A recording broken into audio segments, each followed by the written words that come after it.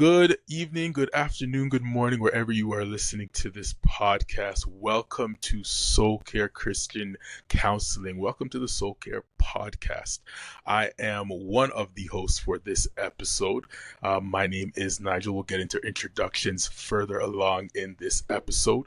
But we want to welcome you. Thank you for tuning in to this episode. And right off the bat, I'm going to introduce or let him introduce himself. Princeton, take the floor, man. Who are you?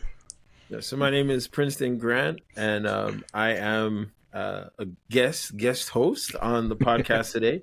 And I'm also a part of Soul Care. I support parents with parent coaching services here at Soul Care, and excited to be joining the conversation we have set up for today. Yeah, man, this is gonna be dope. As you guys already know, my name is Nigel. I am one of the associate male therapists here at Soul Care. I'm also the intern practicum manager here at Soul Care. That is the two roles that I function in. And yeah, we have been a part of the team, different stages. I joined the team a bit earlier than P did. But yeah, we are here. We are a part of this team and we are excited, to be on this podcast with you guys. And we are going to be talking about Black fatherhood. Of course, there are so many different topics that can be discussed, that can be unpacked. But we're going to start right off the bat with a nice, easy discussion or question in terms of, Princeton, what is one thing that you love about being a father? So I'll say for me, answering that question, and I want to say like this answer is probably unique to me in this way because I've played a caregiving role to like hundreds, maybe 1,000 children in my career. As an early years educator. And so like in that role, especially with like the lens that I come with supporting children's development, what I think is the most special is just like watching those milestones, seeing them go from A to B, from 1 to 2, seeing the lights turn on, seeing like, oh, like you weren't doing this last week and now you're doing it. And so that's something about being a part of, the child development process that I appreciate. Now, getting to witness that for my own child is like, that's a whole different thing. Because it's like this is my child. And so like the responsibility is greater. I believe the honor is greater. And I also believe like the proximity is greater as well, So just watching her grow, honestly, I think in many different contexts, one of the most beautiful things in life is like watching anyone grow. And so what I love about being a father is like watching my daughter grow. And watching her work her way and figure things out and see things come online. So yeah, that's one of my favorite things for sure. Yeah. I think for me, one of the things that I'm kind of learning to love is just coming into that deeper understanding of what my own father kind of went through, or his parents went through as parents. I think for me, I'm starting to appreciate that understanding that I'm gaining because I now have my own son and I have my own child, and just having to support him and navigate him in navigating different things, and just the decisions that come alongside that as a parent, as a father, and just being like, oh wow, I understand why my dad or my parents may have done this now, or why this didn't happen, or whatever the case may be, and just having that opportunity to kind of just step into their shoes, and just getting that opportunity to understand. I think that's one of the things that I'm really starting to like appreciate and love about fatherhood. Is just, it's very humbling is probably the word to use. It's very humbling. It's giving me that understanding that I probably wouldn't have had until I was in it, so to say.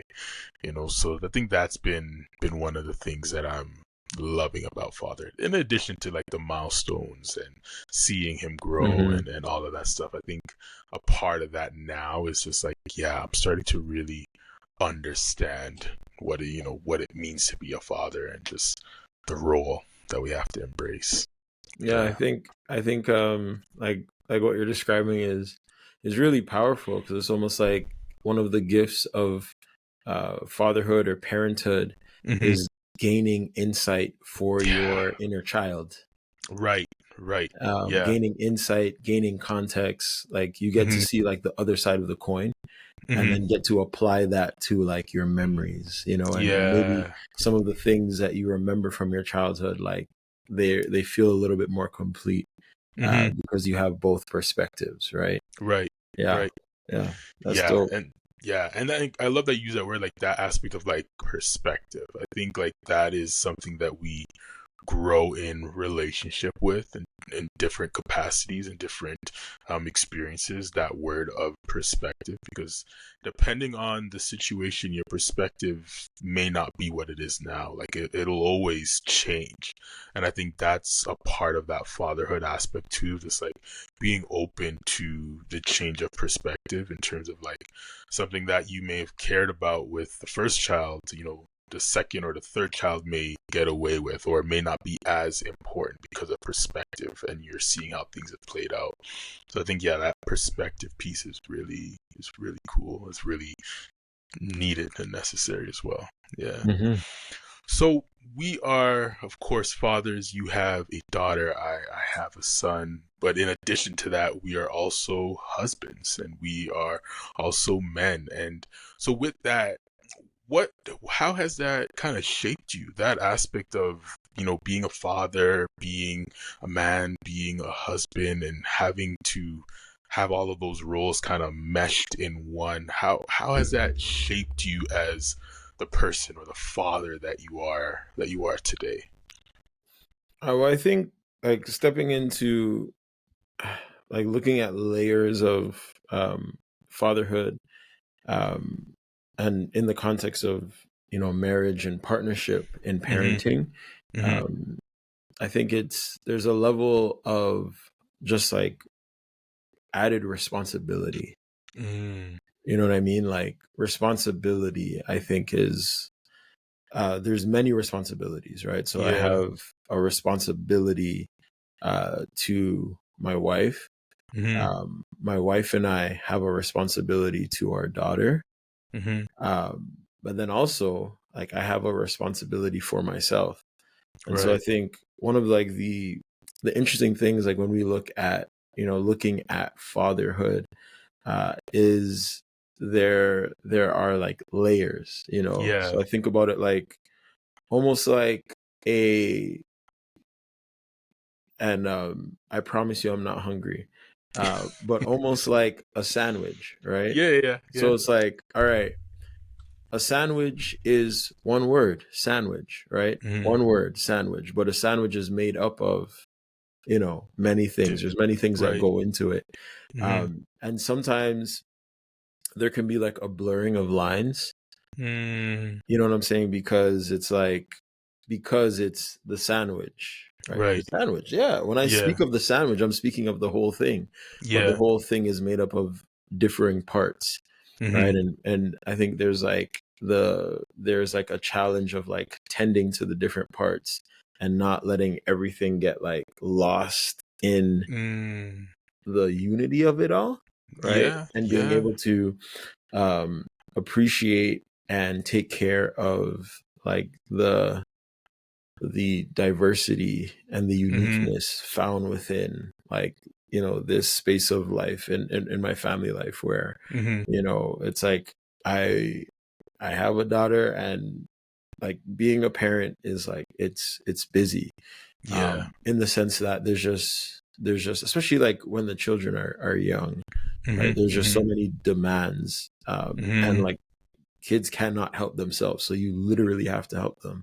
But then Yeah. as a result of that, sometimes tending to the children, you'll put things on pause Mhm. for the marriage, and then right, and vice versa. Yeah. Or sometimes tending to the children in the marriage, you'll put things on pause for yourself Right. as a Right. man. And so yeah, when I think of those three things, they're three in one. They're Mhm. three ingredients that make up what is, my beautiful household and Mhm. home.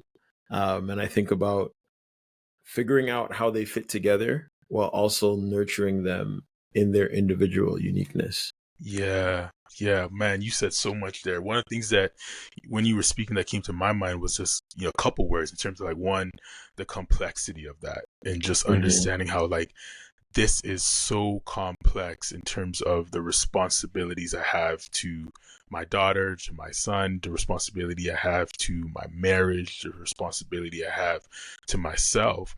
But I think in addition to that, one of the things that also came to mind is just with all of that responsibility, with all of the things that we tend to, I think it's so normalized, or it happens so often, that the man, it's themselves, the personhood of that person is what gets left to the wayside, or is what doesn't get tend to the most. So we're over prioritizing, or maybe not, maybe that's not the word to use, but Mm-hmm. we're prioritizing our children before ourselves, we're prioritizing our marriage before ourselves, and rightfully so. We ought to, prioritize those areas. We ought to be diligent and offer care to those areas. But I think what may often happen is that we are caught up in the aspect of maybe trying to be all things to those respective areas, that we forget about ourselves.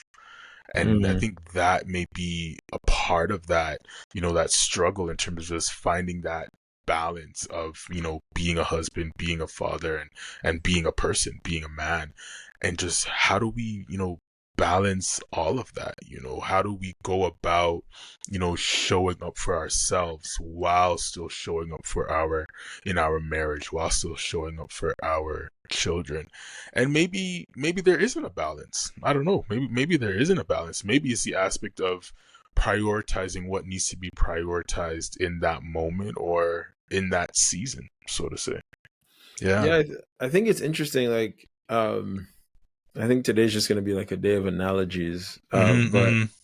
funny enough, this week, I was doing facilitating a financial literacy course, Yeah. and one of the topics was savings.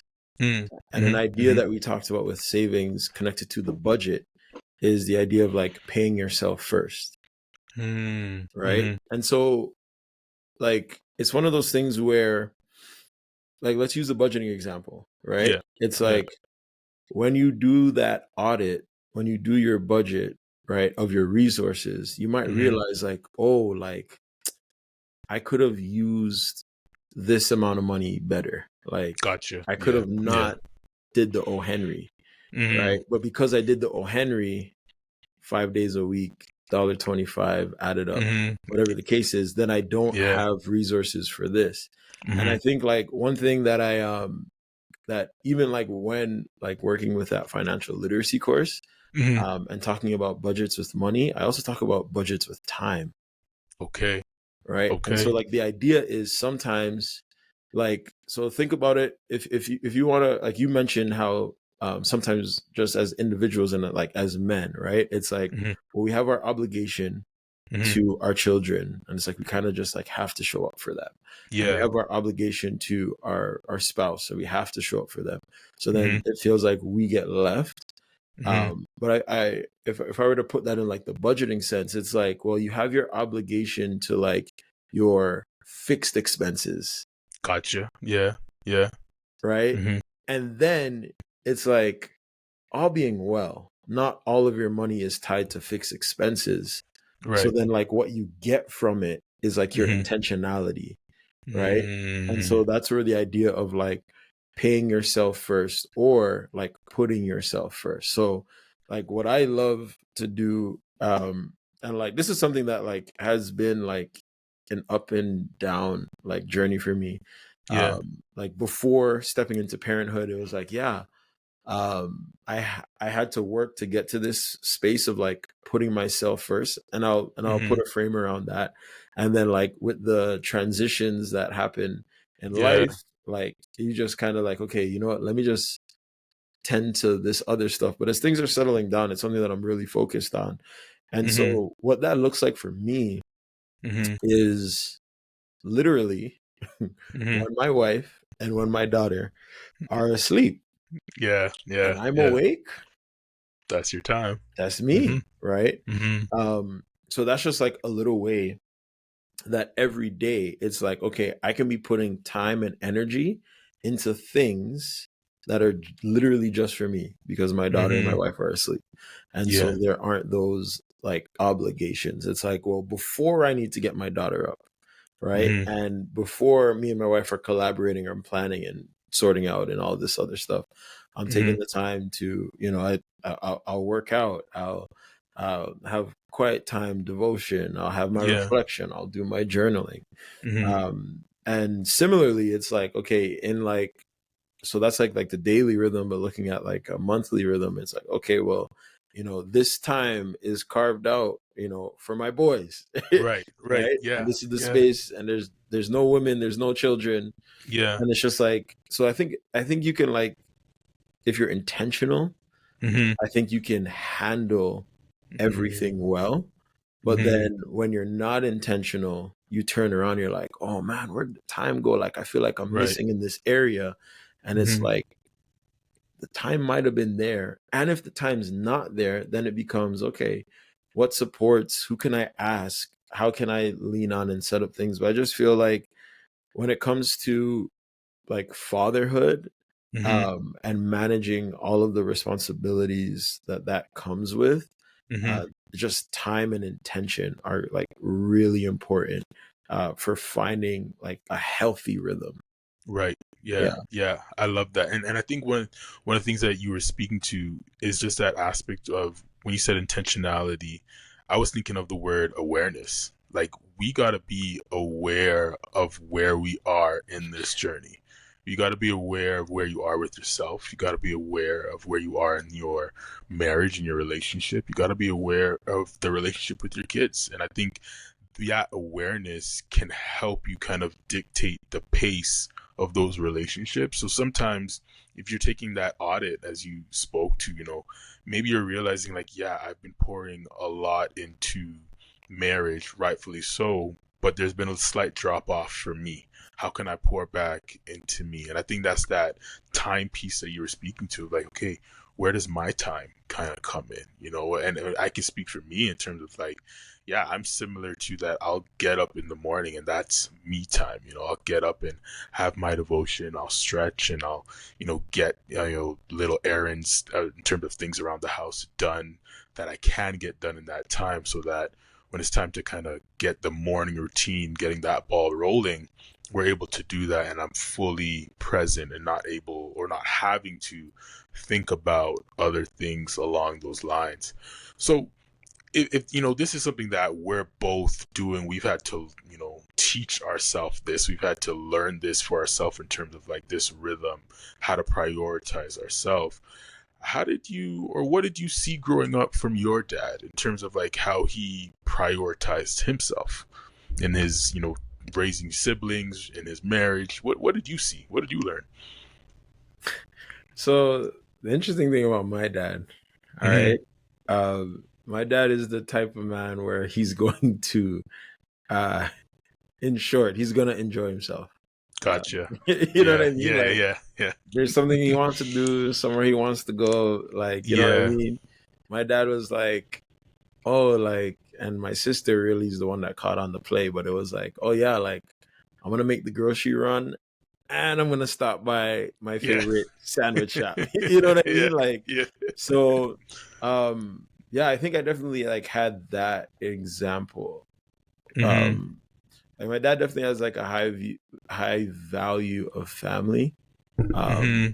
but also just he's definitely not afraid to, even till this day, where he's just like, yeah, like my dad just not afraid to like enjoy himself, like, Mm-hmm. and that Mm-hmm. comes very easy for him. Mm-hmm.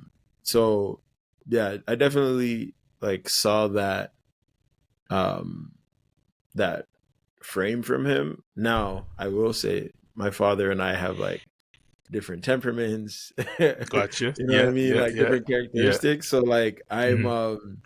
I'm absolutely his boy, right? And his Mm-hmm. son. But we're definitely like our own men. Gotcha. So there's definitely things where I could draw on his example, but I think like in terms of like finding my own way and my expression, Mm-hmm. um, like I still had to go through that learning for myself, like what that would look like for myself. But Hmm. definitely gleaning off of his example in lots of different contexts for sure. Hmm. Yeah, Yeah. yeah, I love that. And I think, if I also reflect on my own dad and his and what I've observed and had the privilege of seeing, I think, that came in waves for him. I think there were times where it was really, head down, boots to the ground, gotta grind, gotta, work these long hours, gotta do what you need to do because of the responsibility. There was three of us.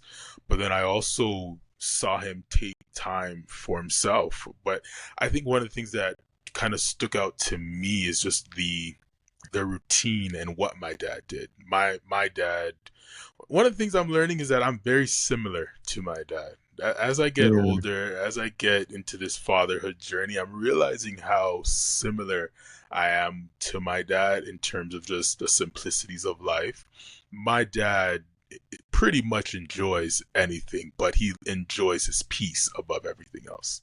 mm, Above all things, he enjoys his peace. So he is a person that will sit on his porch drinking his porridge and will read his paper or read his Bible. He will go out in the garage and do whatever work he likes to do. But one of the things that I have like fond memories of like him and his and the other men from church growing up going to mm. someone's house and knocking dominoes till Yeah, 2 yeah, yeah, 3 yeah, in the yeah. morning, and I think for me that kind of shaped my framework a little bit in terms of like men can have fun too, and we don't have to be, or Christian men can have fun too, don't have to be in certain environments to have fun, that you can Mm, connect with other like-minded men and still have a good time.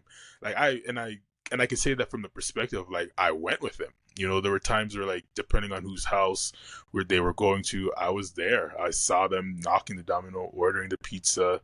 Some of the other mhm, men and their sons would come, will play video games and all that stuff. And my mom never had to worry where he is, never had to ring his phone and question where he's about or anything like that.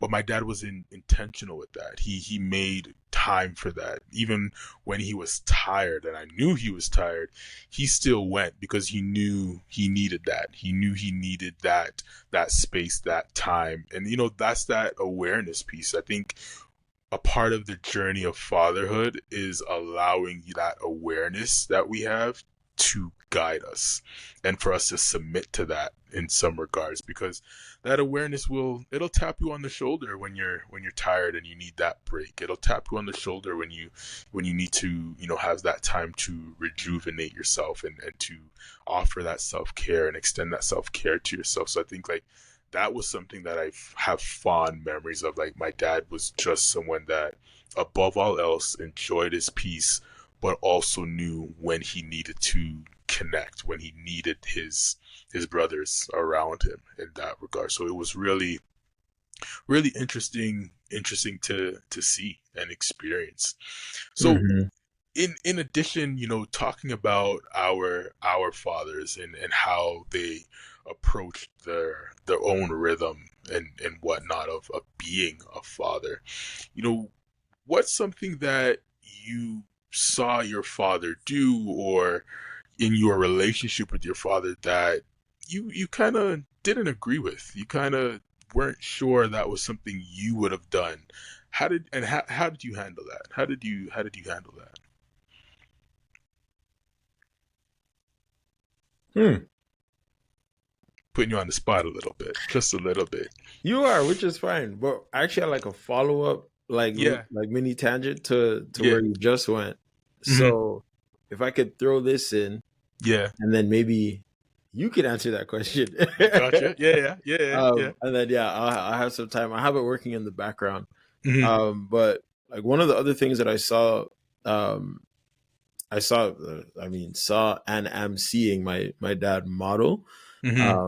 was definitely like the aspect, and like values. Earlier, I said like how he, valued family, and I think Yeah, like in that, like right beside that is like friends. So like my dad yeah, has, you know, who I would call like my uncles, yeah, yeah. from shoot, my dad's getting up there.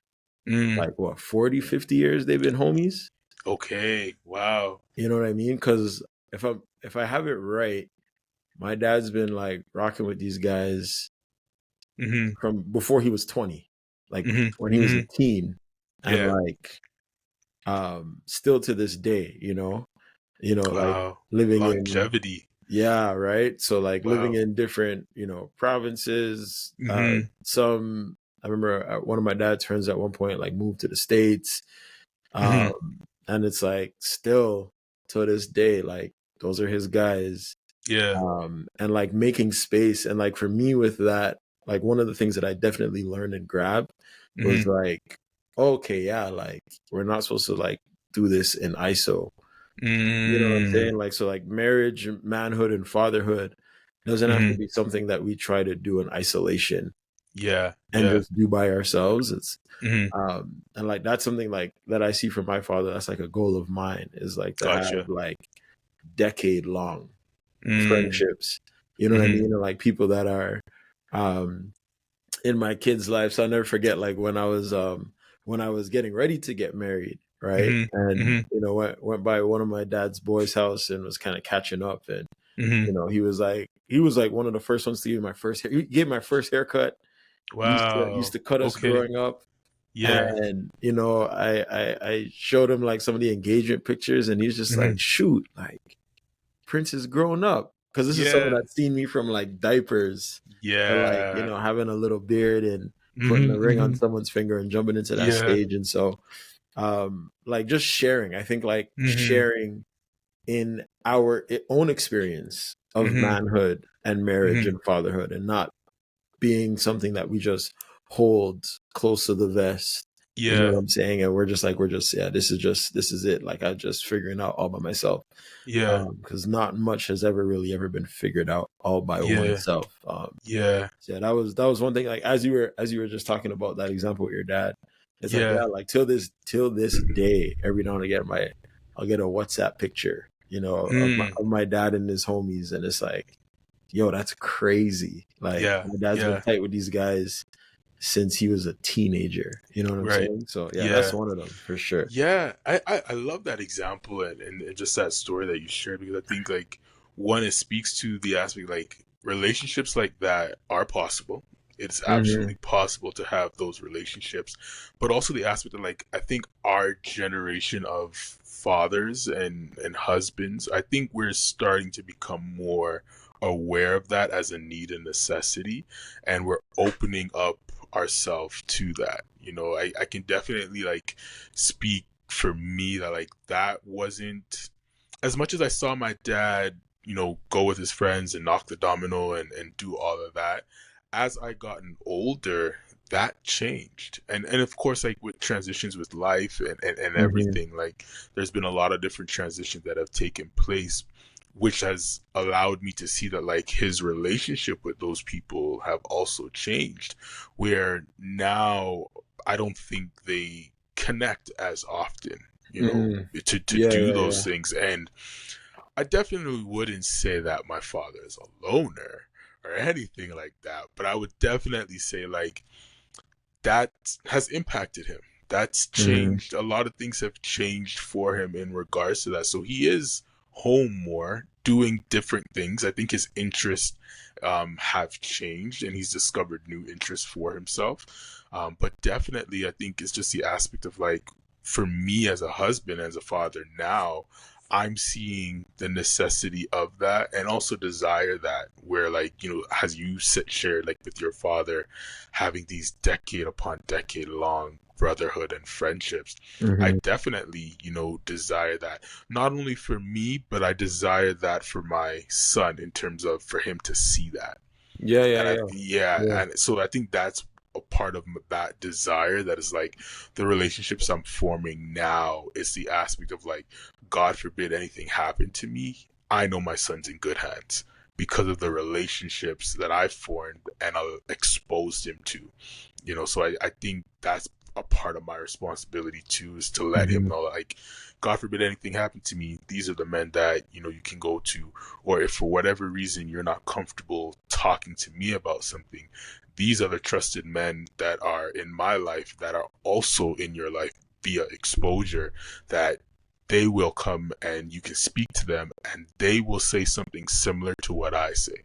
So you're going to have your dad's voice in different people and similar people that can speak into you and guide you in your journey, you know. So I Hmm. think that's, yeah, I think that's just the aspect of like relationships. I think we're learning to just to do relationships differently and to be more intentional with that, because I think if you think about our childhood, you know, like relationships wasn't something really pressed on us or wasn't something really prioritized maybe compared to females, so to say. Like I don't think, if I'm reflecting on my childhood or anything like that, like I don't feel like relationships, maintaining friendships was something of concern or prioritized compared to like my sisters, so to say. Like I have memories of them, you know, talking about their friendships and who did what and how it made them feel. I don't remember talking about any of that. You know, I Hmm. think I just went about my day, and if friendships died off, friendships died off. You know, so much so to the point where like I can, I don't want to use the word boldly say, but I'm aware enough to say that like every kind of major transition in my life, the friendships, there are a lot of friendships that have changed, essentially, you know, from elementary to high school to university, university into the real world, getting Hmm. married, becoming a father. Like relationships have changed. So I think our generation of men are just, we're putting more emphasis and understanding that we can't do this in isolation. You know, we're becoming more aware that we need our brothers, we need that insight, we need, you know, other like-minded people to be around us. Yeah. Yeah, it's an important thing, and definitely like that's one of like the most shining examples like from my father that I lean on, because like it's Mhm. like still happening in real time. So it's like, okay, cool. Mhm. Like when I'm like mid 50s approaching 60s, like the Mhm. goal is to like have others that I have, you know, years with. Yeah. So yeah, that's definitely one thing there. I think I'm ready for you now with your question. Oh.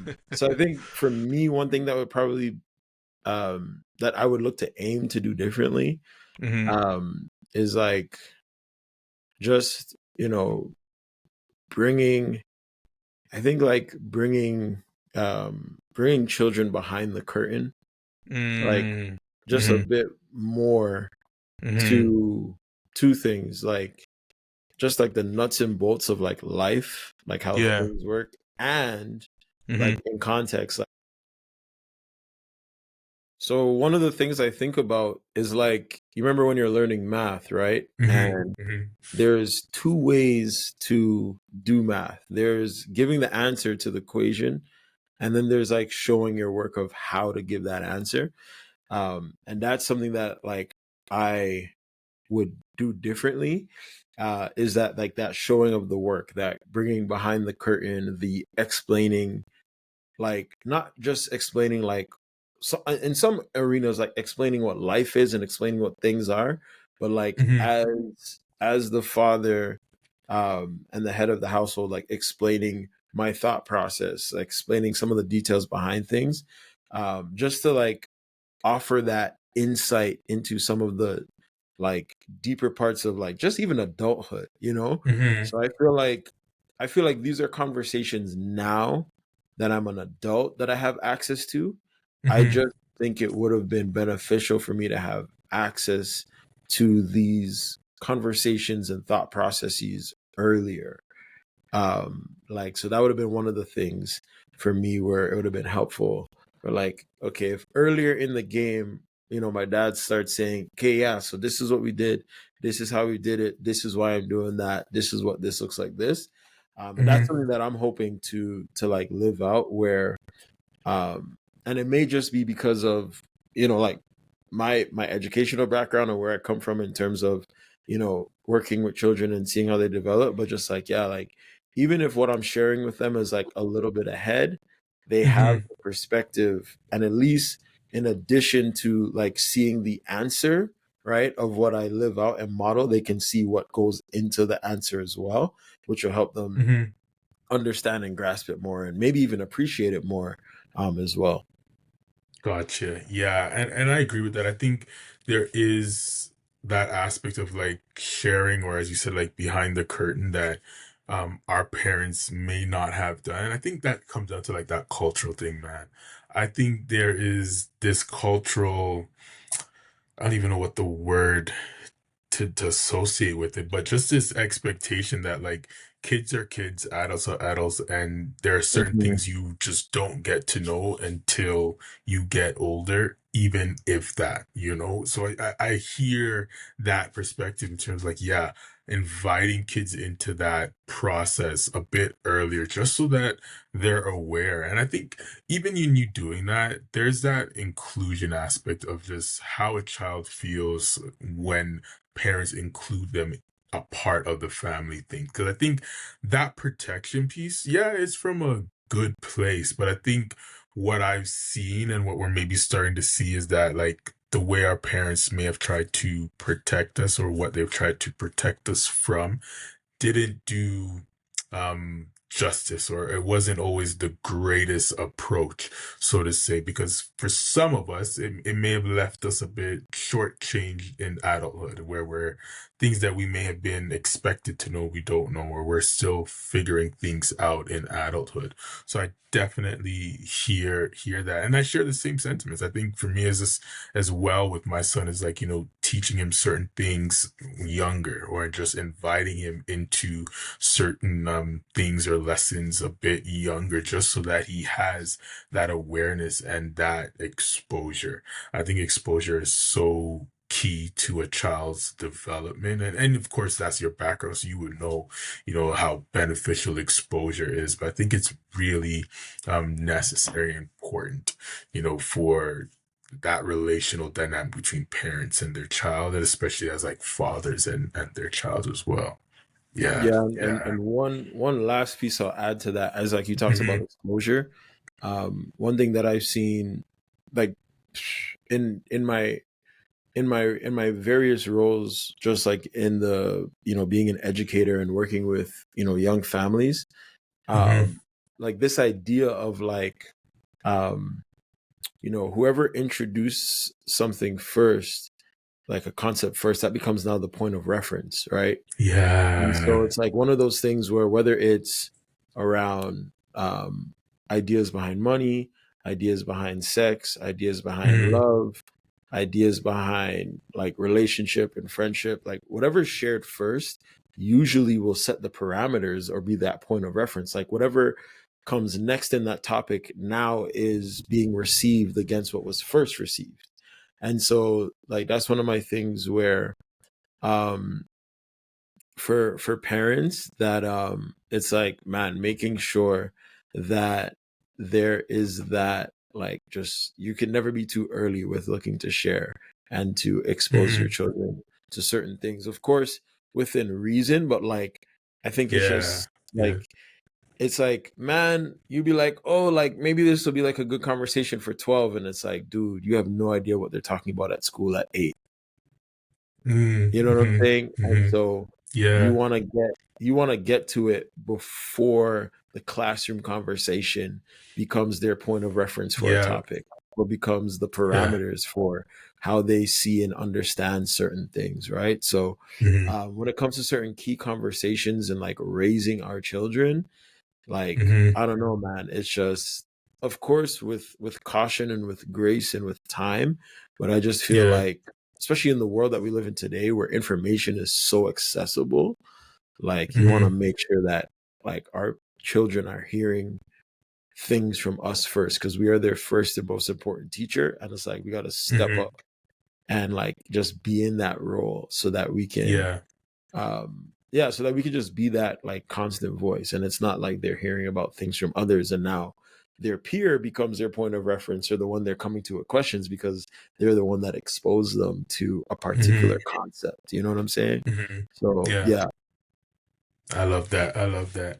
And you know what? As we're wrapping up, I hope all the listeners and everyone have the opportunity to even watch this, got something from this episode on the soul care conversations. I think this conversation was really needed and necessary, even as we are a couple days away from Father's Day. Just having that conversation about being a father, being a husband, and just being a person, being a man, and the intersectionality of all of that, how those different responsibilities intertwine and intersect, and what it looks like for us, what it looks like for, our experience and things that we've Hmm. seen and we're also living out. So definitely if I was to offer, one takeaway to any individual listening, but especially any father listening, that it is absolutely possible to do all the things that you were doing. It is possible to be an amazing husband. It is possible to be an amazing dad, and it's possible to be an amazing man all at the same time. It's just important to be aware of what you need. I think that is, one of the takeaways from this conversation is that being aware of what you need and being intentional in pursuing that. And I think once you're aware and you're intentional with it, you'll be able to carry all of these different responsibilities well. Yeah. Yeah. Yeah, Mhm. there's a scripture in Proverbs. I'm not gonna get the reference right now, but it's essentially like if you want to have um if you want to be successful with your plans, essentially like Mhm.